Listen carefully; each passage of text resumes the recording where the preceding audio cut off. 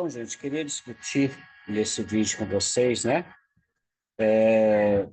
Na verdade, tanta coisa interessante para se discutir sobre a palavra de Deus, né? Nós temos que percorrer essa guerra, né? Sobre dízimos e ofertas que tanto falam na mídia hoje, né? A primeira questão que eu coloco é essa, né? O dízimo, a oferta, a igreja precisa, o povo fica falando, não, Deus ele não precisa do nosso dinheiro. Deus não, mas a igreja ela precisa, né? Ela tem que se manter, ok? A gente vive num mundo onde nada é de graça. Então, se a igreja tem um aluguel, né? Não tem imóvel próprio, quer dizer, as portas da igreja, eu acredito que elas têm que estar abertas para receber os novos convertidos, as pessoas, né? Então, existe um custo para isso, ok? E esse custo nada mais justo do que ser repartido entre os membros da igreja, não ficar sobrecarregado sobre uma única pessoa, né? Então, é um custo, é uma comunidade. Uma igreja bem fundada, ela nada mais é do que uma comunidade. E aí deve ser trabalhado os custos pelos seus membros, ok? São as atividades religiosas, né? Não, a pessoa que cuida da criança, ela não cobra nada, mas tem um custo de material, né? De pinturas, de historinhas, de brinquedos para você deixar ali no espaço kids, que é muito importante que eu veja não só um culto especial para as crianças no momento ali, né? Como também o auxílio para os pais terem atenção no culto. O espaço infantil eu acho mais importante na igreja, né? Uma coisa que não se fala muito, ajuda aos necessitados, né? Então a igreja tem que arrecadar para ajudar pessoas que necessitam na comunidade, também na própria igreja, né? Você tem dentro da igreja pessoas passando dificuldades. Então, naquele momento ali, uma cesta básica, bem direcionada pelo pastor, ela é extremamente importante para a pessoa se sentir apoiada pela igreja, né? O salário do pastor, então, quando se fala, ele é bíblico. Quando você vê um pastor que se dedica à obra, né?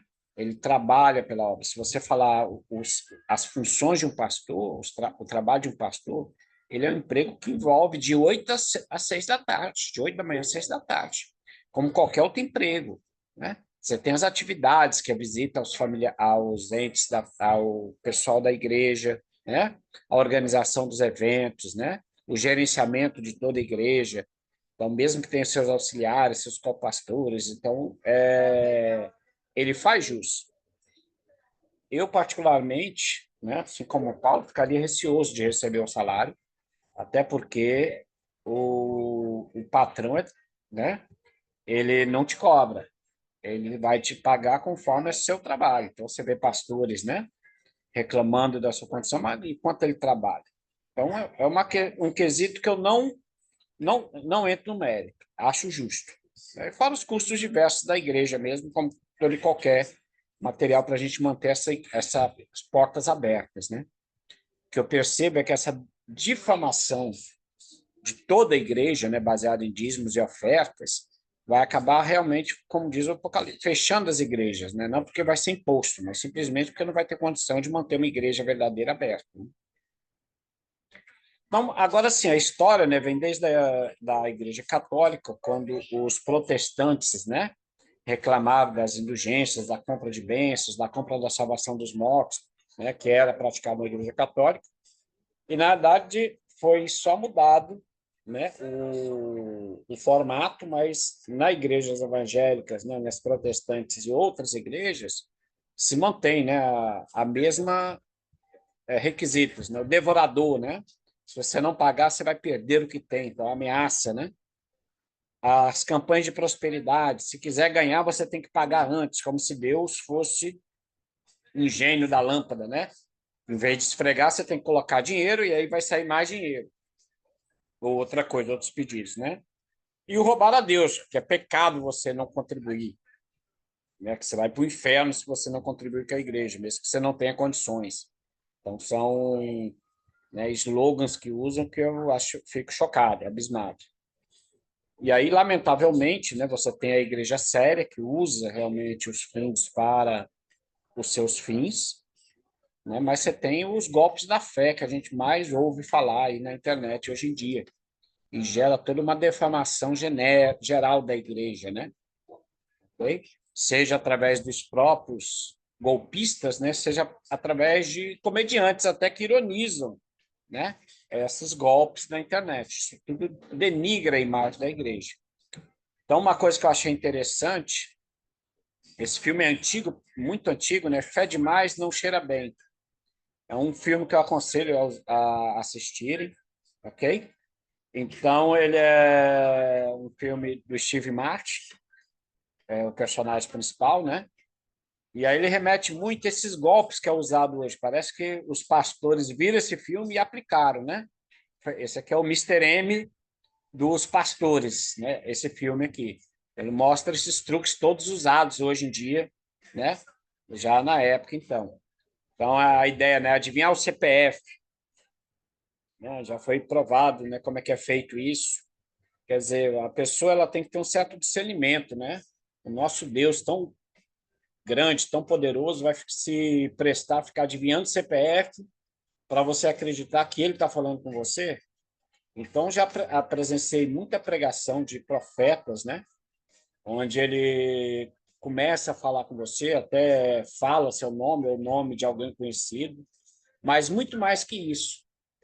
Ele fala coisas, e aí nisso você vê Deus presente, ele fala coisas que só você sabe, na verdade, só você e Deus saberia, né? Então, ele toca em assuntos que você nunca comentou com ninguém, que nenhuma fonte seria possível ele obter aquilo, a não ser que fosse realmente o próprio Deus. Aí sim eu acredito na revelação. Porque quando Deus quer falar, ele prova que é ele dessa forma, não ficando adivinhando números de CPF ou de outras coisas que você disponibiliza na internet, né? Então, para isso, a gente tem que ter muito discernimento, né? Isso que é o mais importante, a gente crescer espiritualmente para ter esse discernimento dentro da igreja. Outra coisa que você vê é as curas de pessoas desconhecidas. Do nada aparece uma pessoa lá, é curada e depois ela some, né? Quer dizer, você nunca ouviu falar antes, nunca ouviu falar depois, e não tem um histórico, né, da cura, nada disso. Você simplesmente aparece, cura e some, né? Uma prática que eu fiquei assim abismado esses tempos que eu fiquei sabendo, né? É a conversa com pessoas possuídas, né, por demônios na igreja. Então, tem uma certa igreja aí que não precisa nem dizer o nome, né? Que mudou o culto, mudou o rito do culto. Então, tem cântico, aí deveria ser a palavra. Não, não. Em um dado momento, eles põem lá uma pessoa possuída. Engraçado que sempre vai um demônio lá, né? Sempre vai um possuído. E aí eles fazem a amarração do demônio e ficam conversando com o demônio, e as pessoas, em vez de ouvir a palavra de Deus, vão lá ouvir a palavra do demônio, né? Se não fosse tão triste, seria cômico, seria engraçado, né? E, obviamente, essa pessoa, você vê claramente que são pessoas pagas, porque nem o demônio ia se sujeitar a um papelão desse, né? Ir lá na igreja para falar para os crentes sobre o que ele está fazendo na vida. Então, você vê que, assim, chega ao cúmulo do absurdo e você tem pessoas que realmente acreditam, né? Que são inocentes e ainda acreditam nessas coisas, né? Que são envolvidas ali, ok? E fora as papagaiadas, né, que aí a gente nem comenta, pastor fantasiado de tudo que é jeito, né? O cara se veste de médico, se veste de fariseu, se veste de Fred Flintstone, né? Machado de Thor, e aí vai, é tanta papagaiada que a gente, assim, não tem como nem listar tudo, né? Outro ponto é falar em línguas aleatoriamente. Eu acredito na língua do Espírito Santo, no batismo do Espírito Santo, mas você vê claramente ali que a pessoa está inventando palavras aleatórias, né? Então, nesse discernimento também é importante. Falar palavras aleatórias do nada para nada não é de Deus, né? E as revelações sem coerência, né? O cara começa a falar aleatoriamente alguma coisa bem genérica e aí acha, quer dizer, tudo que você acha que pode ser a ver com você. Então, assista esse vídeo, né? Esse filme, ele é muito interessante, muito revelador nesse ponto aí, ok? E o que eu acho desse monte agora que a internet disponibilizou, né? os canais, né? Antigamente a gente não via tanto porque eram igrejas isoladas que acontecia isso. Hoje não, a internet, as mídias sociais, elas espalham isso aos quatro ventos. E parece que quanto mais ridículo, né? Mais espalha, porque o que é sério, o que é uma palavra séria, eu vejo pouquíssimas, né? Curtições ou replicações ou compartilhamento. Quando são memes, né? Literalmente memes que são criados aí, né? De ridicularização da palavra do evangelho, ele se espalha com uma velocidade imensa, uma quantidade imensa, né? Mas isso já estava lá em 2 Tessalonicenses, né? Capítulo 2, que diz assim: ninguém de modo algum vos engane, porque isso não acontecerá sem que primeiro venha a apostasia e seja revelado o homem da iniquidade, o filho da perdição, o qual se opõe e se levanta contra tudo que se chama Deus ou é objeto de culto, a ponto de assentar-se no santuário de Deus, ostentando-se como se fosse o próprio Deus. Então, o que a gente vê realmente é isso. O que vai acontecer daqui para frente é realmente o engodo, a falsidade, né? E elas serão desmascaradas e vão ser generalizadas a pregação do evangelho, né? Para que realmente o anticristo venha e possa ocupar o lugar de Deus, porque a palavra de Deus vai estar diminuída entre os entes, né? E há uma pergunta que eu me faço, né? Esse dito pastor, né? Que se diz evangelista, pregador da palavra de Deus, né? A minha dúvida é, ele é um ateu golpista? É uma pessoa que não acredita em Deus e está ali realmente só para ganhar o dinheiro dele e fazer o golpe dele, né? Como era do filme que eu citei para vocês, o personagem ele era um ateu golpista, ele só queria fazer o golpe. Ou é simplesmente um pregador soberbo que acha que ele pode fazer tudo, né? Pode mentir, pode enganar, mas que isso seria para o bem da igreja, né? Que é para um bem maior, que seria ele conseguir espalhar mais igrejas, né? Ou manter igrejas e o status de bom pregador, de bom evangelista, né? E aí o que eu vejo na passagem de Mateus 7 que refere a isso, né? A esses pastores que acham que estão certos, né? Mesmo praticando a iniquidade. Muitos me dirão naquele dia: Senhor, Senhor, não profetizamos em teu nome? Em teu nome não expulsamos demônios e não realizamos muitos milagres? Então lhes direi claramente: nunca os conheci, afastem-se de mim, vocês que praticam o mal, né? Quer mal maior do que denigrir o evangelho de Deus? Porque é isso que eles fazem. Porque o mal, a mentira nunca fica encoberta, nem quando é para denigrir o evangelho. Então Deus ele não esconde, né, os seus ditos imperfeitos, né? Aí que ele expõe mesmo, né?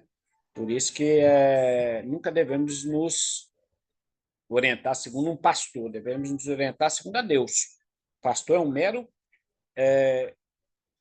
orientador da palavra de Deus, mas se não tivermos presos e realmente findados na palavra, seremos facilmente enganados, como muitos são, ok? Acho que, na verdade, quando se trata de evangelho, a gente tem níveis, né? Então, é como uma criança. Então, o início, você é uma criança. Então, esses falsos pastores, eles conseguem te capturar nesse início e te fazer um fantoche, né? Achando que realmente, quanto mais se você tiver posse, você tem que doar, doar, doar. Depois você passa para um nível maior e vê que não é isso, né? Não é dando o dinheiro que você vai obter uma bênção ou qualquer coisa assim. Né? Deus não trabalha assim. Ele trabalha simplesmente com a sua fé, né? Então, ele já tem um plano na sua vida que vai ser, será, naquele plano dele, porque ele quer que você passe por dificuldades, passe por macerações para você mudar o seu nível, a sua percepção do mundo, ok? Então, é a atribuição, a tribulação. Todos teremos atribulações. Não pense que você, pagando, vai pular uma tribulação, ok? E quanto a esses falsos pastores que acham que estão fazendo bem, né? Eu tenho uma palavra de Ezequiel 28 para vocês, ó, que é uma referência, né? Quando Deus fala para ser comunicado ao governador de Tiro, né? Que era um cara que estava um rei que estava sendo se achando superior ao próprio Deus, né? Então ele diz assim, ó: Filho do homem, diz ao príncipe de Tiro, assim diz o Senhor Deus, visto que se eleva o teu coração e dizes, eu sou Deus, sobre a cadeira de Deus me assento no coração dos mares, e não passas de homem, e não és Deus, ainda que estimo o teu coração como se fora o coração de Deus. E ele relata sobre as iniquidades do governante de Tiro. Aí lá no versículo 12, pulando ali, ele diz assim, ó, filho do homem, levanta-se uma lamentação contra o rei de Tiro. Então, observe o destaque aqui, que antes ele falava do governante, ele chamava de príncipe. E príncipe é filho de quem? Do rei. Então, quem é o rei de Tiro? Aí aqui diz, ó, e diz-lhe, assim diz o Senhor Deus, tu és o sinete da perfeição, cheio de sabedoria e formosura. Estavas no Éden, jardim de Deus. Todas as pedras preciosas te cobrias. O sárdio, o topázio, o diamante, o berílio, o ônix, o jaspe, a safira, o carbúnculo e a esmeralda. De ouro se te fizeram os engastes e os ornamentos. Do dia que fosse criado, foram eles preparados. Tu eras querubim da guarda ungida, e te estabeleci, permanecias no monte santo de Deus, do brilho das pedras andavas. Então, aqui ele faz uma referência, né, na Bíblia, interessantíssima, ao príncipe, ao anjo caído, né? Ao Lúcifer, que é a luz do amanhã, antes dele cair, né? Ele era uma referência, um querubim ungido. Então, em outras palavras, aqui ele deixa bem claro o seguinte: se você acha que é soberbo, né? Ou que se acha Deus, ou que se acha superior, você é o príncipe, porque o teu pai é o próprio Lúcifer, né? Você não é de Deus, né? Então ele esclarece muito bem aqui ao que reino você está realmente, né? Se você acha que é Deus, que você está nos princípios de Deus, mas não. Se você colocou qualquer mentira na sua pregação, no seu altar, corrija, porque a palavra é única, né? E aqui em Timóteo, né, primeira carta a Timóteo 3, capítulo 3, ó, a gente detalha o verdadeiro pastor, né? Então, fiel é a palavra se alguém aspira ao episcopado. Excelente obra almeja. É necessário, portanto, que o bispo seja irrepreensível, esposo de uma só mulher, temperante, sóbrio, modesto, hospitaleiro, apto para ensinar. Não dado ao vinho, não violento, porém cordato, inimigo das contendas, não avarento, e que governe bem a própria casa, criando os filhos sob disciplina, com todo respeito. Pois se alguém não sabe governar a própria casa, como cuidará da igreja de Deus? Não seja neófito, para não suceder que se ensoberbeça e incorra na condenação do diabo. Então, nesse ponto aqui que Deus fala, o pastor, né, então chamado bispo aqui, ele tem sua função, que é cuidar da igreja, né? A igreja como não a igreja física, né, não o templo, a igreja como rebanho, né, a igreja de Deus. Então é isso que eu falo, ele tem que estar visitando os integrantes, né, fazendo as campanhas de oração, à frente das obras, né? Ele tem que ter uma vivência digamos assim, de vida, né? Então, não é um novinho, né, que não tem vivência nenhuma, ele tem que orientar, né? Não condeno os pastores novinhos, mas cada um dentro da sua função, né? Ele pode iniciar como pregador, como pastor auxiliar, mas ele tem que ter uma certa vivência de família, de vida, para poder orientar, né? Muitas vezes o nosso Deus, ele exatamente macera, ele tritura ali purifica o servo, né, numa certa área, seja de familiar, seja financeira, seja do que, até para ele poder orientar as pessoas, né, porque ele passa por aquilo para depois orientar. Então, por isso que não acha que o pastor não vai ter as tribulações, é ele que mais terá tribulação, porque ele vai viver realmente para pregar o evangelho, né? Então, a vivência dele é importante. Então, você vê, assim, ditos pastores, né, crianças, né? Não desmereço, a Deus usa todo mundo, inclusive crianças, mas não pode ser intitulado pastor, pode ser um pregador, né? Pode ser incentivado a iniciar a pregação, né, desde novo, mas você vê muito falta realmente de conhecimento, de palavra em si, né? Você vê o exploração exatamente da criança como algo diferente para se pregar, né? E não é essa a vontade de Deus. Ele pode usar a criança, mas não como se fosse um circo, né? Não como se fosse uma curiosidade, né? Circense, ok? Então é muito cuidado a gente tem que tomar com essas coisas novas que aparecem na internet, né? Eu acho que muitas vezes é um desserviço para o verdadeiro evangelho, né? Que está hoje tão carente, tão necessitado de ser pregado. Valeu, gente. Espero ter ajudado.